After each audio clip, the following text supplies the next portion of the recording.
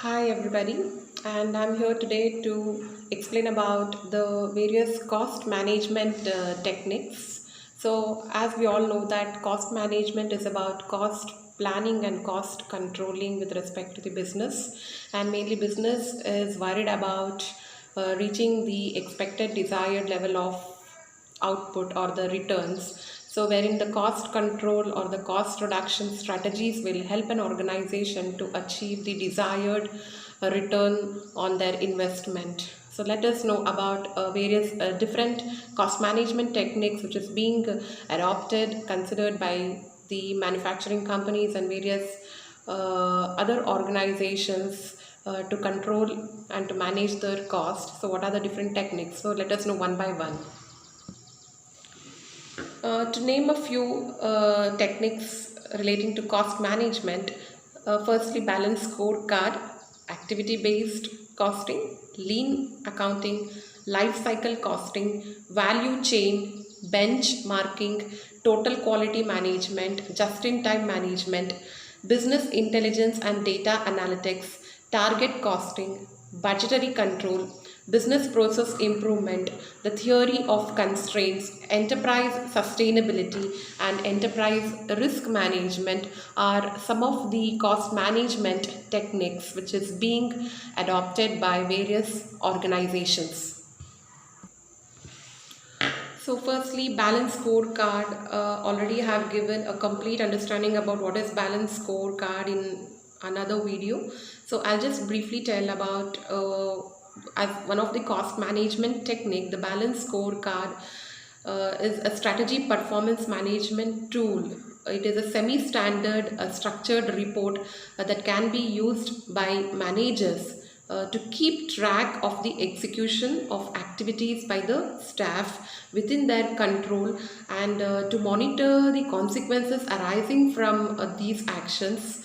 Then this balance scorecard was developed in early 1990s by people, two-person mainly, by from Harvard Business School, that is Robert Kaplan and David Norton, and it is a strategy management framework that includes four perspectives of the strategy: financial perspective, customer perspective, internal process perspective, and learning and growth perspective. So, this balance scorecard helps the firms to measure the business performance using both financial and non-financial data, and it helps organization in measuring successful implementation of strategy and the organization vision. One more cost management technique is about ABC, that is activity based costing. And activity based costing method is mainly which assigns the overhead and indirect cost to related product and services. And this method, accounting method of costing, recognizes the relationship between cost, overhead activities and manufactured products, assigning indirect cost to products less than the traditional costing methods. So here in case of activity based costing, which has been used to get a better control of cost and allowing the companies to form the more appropriate pricing strategy. Then comes with lean accounting.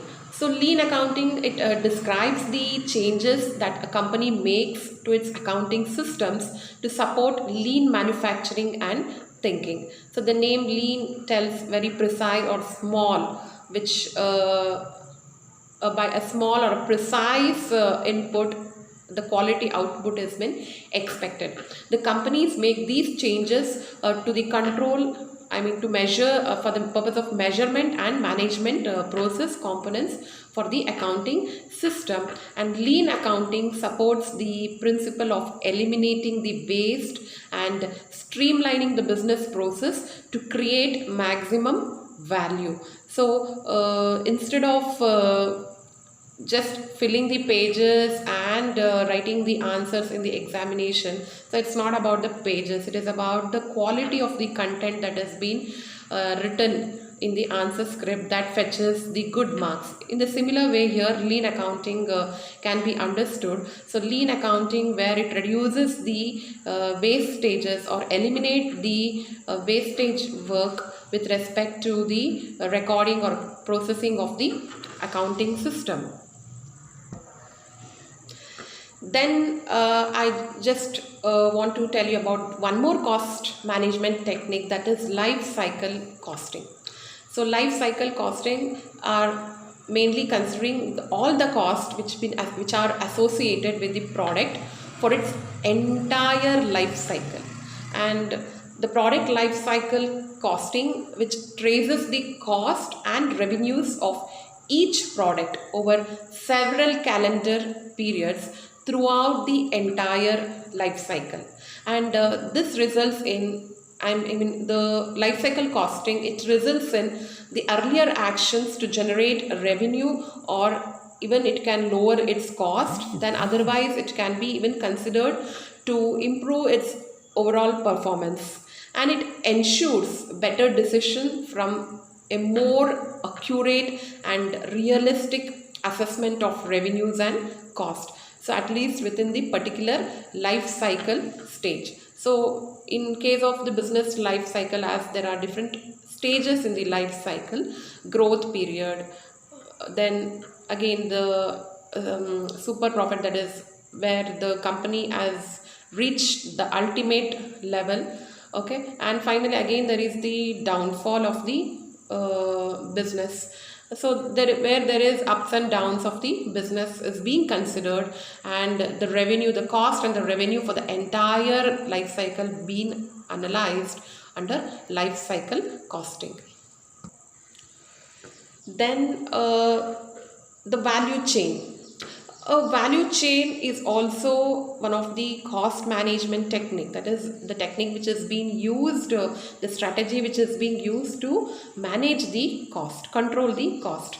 So here in case of value chain, you need to understand first of all what is value chain. So value chain, it is the set of activities that a firm operating in a specific industry performs in order to deliver a valuable product, that is valuable product in the sense good product or a service for the market. So and this value chain, which was developed by Michael Porter, and it has been used throughout the world for, I hope, nearly 30 years. This value chain analysis or value chain strategy is being used, and the value chain is very powerful tool for disaggregating a company into its strategically relevant activities in order to focus on the sources of competitive advantage, that is the specific activities that result in higher prices and lower cost. So value chain analysis mainly helps an organization to achieve one of the objective as a part of cost management, that is cost control or cost reduction. Yes, benchmarking. So benchmarking is also one of the strategy which is being used by the companies to manage its cost. So benchmarking is an important tool for companies to help them to improve and stay competitive in the marketplace. The benchmarking is a process of measuring the performance of companies' products, services, or process against those of another business considered to be the best in the industry. So it mainly helps to analyze the competition. So wherein you can try to analyze the competitor, wherein you are reaching to meet the competitor expectation or the customer expectation, wherein you are trying to match with your competitor. So that becomes the benchmarking, that is the standard which has been fixed in the industry for that particular product or service. So this gives you an opportunity, I mean the company gets an opportunity to capture the market, entire market, or capture the maximum market share, wherein it can increase its profit level, and where it can even maintain the quality aspect, where the quality management also can be achieved by this strategy, that is what we call it as benchmarking. Yes. As I was telling about the quality management, and very importantly, one has to understand about the total quality management. Here, the total quality management is very much important cost management technique, which is being considered in all the process of the business. And when one has to understand the definition of the total quality management. So, total quality management mainly which describes a management approach. It's a management approach to long-term success through customer satisfaction. So the organization long-term success is being achieved by giving satisfaction to the customers, by attracting the customers and by satisfying them. It's not just by attraction, it is even to satisfy by giving the quality output or the quality product or service, wherein the market, I mean the business, can be retained in the market for the longer period. And in a total quality management effort, all members of an organization participate in improving the process, in improving the products, services, and the culture in which they work. So the entire team in the organization, they strive towards improving the quality of each and every element or each and every process of the business, so that ultimately they are trying to reach the objective of maintaining the quality without any compromise or without any excuse with respect to the product features, and that where which in return which gets the satisfaction by the customers. So that is a feedback by the customers, that customers are very much satisfied and they are very happy, so that they will buy your product again and again, and that gives you the acquisition of market share for the longer period. And this total quality management is the continual process. It's not one time task. It is the continuous process of detecting and reducing and even eliminating errors. It's not only knowing about what is the error or mistake, it is about even reducing, thinking about how to eliminate the wastages, eliminate the mistakes, eliminating the errors, eliminating the wastages. So this streamlining completely with along with the supply chain management, which improves the customer experience and which ensures that employees are up to speed with trainings. That means employees are given up training to speed up with in meeting with the total quality management factors. That is what about total quality management is being achieved again to cost control or reduce the cost, or ultimately it is contributing to manage the cost. So that one of the cost management strategy. As a part of quality management, even just in time, that is JIT, inventory system. So inventory management is also a part of cost management. So as a part of inventory management, just in time inventory system is a management strategy that minimizes the inventory and increases the efficiency. So here just in time manufacturing is also known, wherein in case of you take the example of Toyota production system, which is into car manufacturing. So it has this company has adopted this system since 1970s. Okay, so since then the company has adopted this just in time manufacturing system, inventory management system, so which mainly help to manage the cost and strategically manage the cost. So, and this model has been even studied and which is being applied in many other companies also, due to its most of its benefits. Budgetary control. Budgetary control, already I've explained about the budget. What is the role of budget in managing the cost? So budgetary control is the process of determining various actual results with budgeted figures for the enterprise and for the future period, and standards set are compared with the budgeted figures when the actual performance for calculating the variances. So if there is any variance, the actuals are compared with the standards, and if there is any variance and that variance being identified, and whether it is positive variance or negative variance, it is favorable to the organization or not favorable to the organization. So budgetary control also helps to reduce the, first of all, it helps to identify the variance, and it helps to take corrective measures for not achieving the expected result or whatever as per the standard fixed.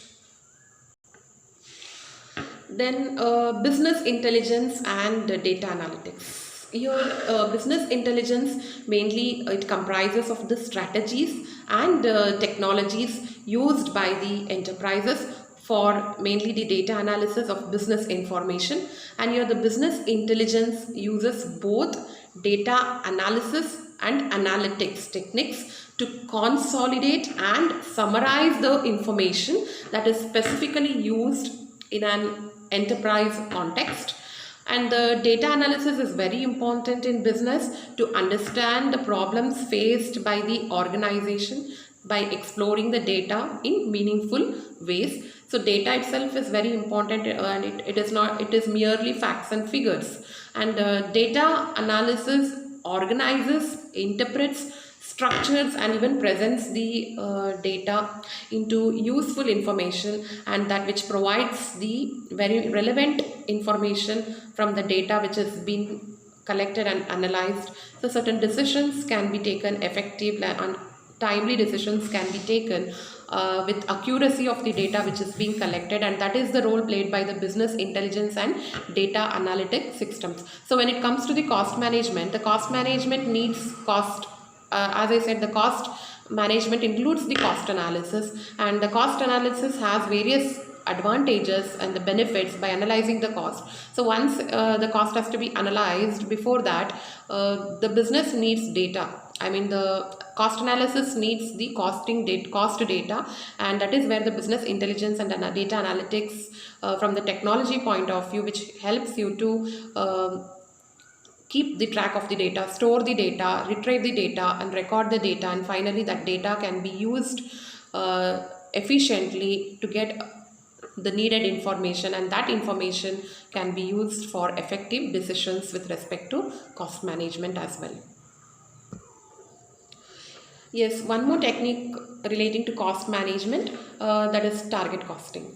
Target costing can be defined as a structured approach for determining the cost, and at which a proposed product with a specified functionality and quality must be produced to generate a desired level of profitability, and the selling price being anticipated. So here mainly the target costing helps an organization to achieve the desired level of profitability, and based on that even the pricing strategy is being fixed, or the pricing strategy is being decided based on the desired level of profitability. That is where the target costing helps an organization to manage its cost and to achieve the desired level of profitability. Then one more cost management technique, that is business process improvement. We call it as BPI in short form, and this approach is designed to help organization and even to redesign their existing business operations. Suppose if the business needs some changes with respect to the present system, and to redesign the existing business operations, also the business process improvement is being considered, and especially this is with respect to the production. So the effective business process improvement system helps to generate the promising results in the sense as expected, as desired, or as per the standard, whatever it is. So it will help you to achieve that, and it even increases the operational efficiency, and it mainly even focuses on the customer requirements, or customer satisfaction also can be achieved by improving the overall business performance, that is through the business process improvement. And even this is as and when the external market is being analyzed, and the competition has to be tough, when the competition is tough and you have to make some changes to acquire the market, to capture the market, and you need to go with some changes. The organization must be dynamic enough to understand, to study the external market and to reach the competitive advantage, so that the business process improvement technique which helps you to reach that particular objective in achieving the operational efficiency and even the customer focus, that is customer being tried to retain into the business. Then comes with the theory of constraints. And as I said, the theory of constraint is something which is a limitation. A constraint is something, a problem. A constraint is something which makes makes you not to go further, which is a limitation actually, which stops you at that particular point. So it's actually the existing problem or existing challenge. So the theory of constraint is an organizational change method, and which mainly focused on profit improvement. It will help you to understand, it will help you to improve the profit position of the business.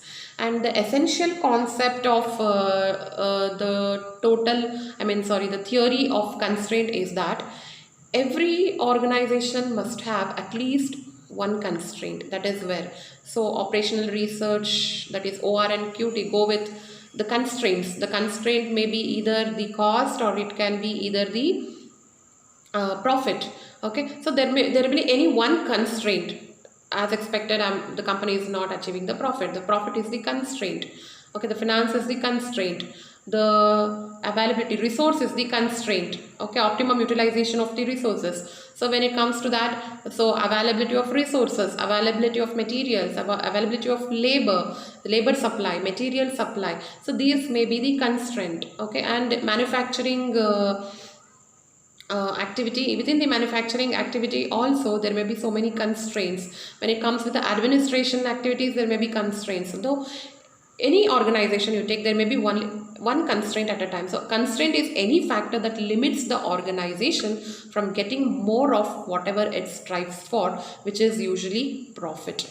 So these constraints mainly will not make you to reach the expected level, and that is where the profit level cannot be reached. Expected profit level cannot be reached. So the constraints has to be studied and they have to be taken into consideration very importantly, where the constraints, keeping in mind the constraints, the possibilities has to be analyzed. That is where you people will study in case of OR and QT, that is or operational research and quantitative techniques. Okay, so it's a mathematical model where you need to apply, and that is where it helps you to understand what are the constraints within the limitations, how the company must reach its target or reach the desired level of profit. Then the next thing is enterprise sustainability. And enterprise sustainability is all about the management of enterprise sustainability. It is the best thought in case of strategic framework for information management, and it has evolved as a response to the growing need of the enterprise level, where the enterprise has to be managed in a successful manner. The enterprise has to be managed in a sustainability manner. That is, sustainability means balancing the act where achieving the long-term success. It's not only you're giving importance to the profit for short-term oriented and finally the business is over. So you need the organization where it can survive in the market for a longer period. That is what about enterprise sustainability. So the product has to be there for more number of period or more time. The product should be existing in the market. Your product should be existing in the market for more time. So that is where sustainability and survival is the main question when it comes to sustainability. So you need to overcome the challenges, you need to be dynamic enough, you need to overcome the challenges, and you need to sustain. That means you need to be ready to face the challenge, face the problem, whatever the external threat is, or whatever the weakness that you're being identified, you need to overcome the weakness, and you need to even successfully, challengingly face the threat from the external market conditions. That is where an organization can sustain itself, that is survival is possible, that is survival of the fittest, we say. Okay, so in that case, enterprise can survive only when it is fit to face the threat, or to face enough the challenge, whatever the challenge that comes from the external environmental factors. So that is what enterprise sustainability also must be considered in reaching the organization success by effective cost management, as a part of cost management technique. And lastly, about one more cost management technique I would like to tell, that is about enterprise risk management.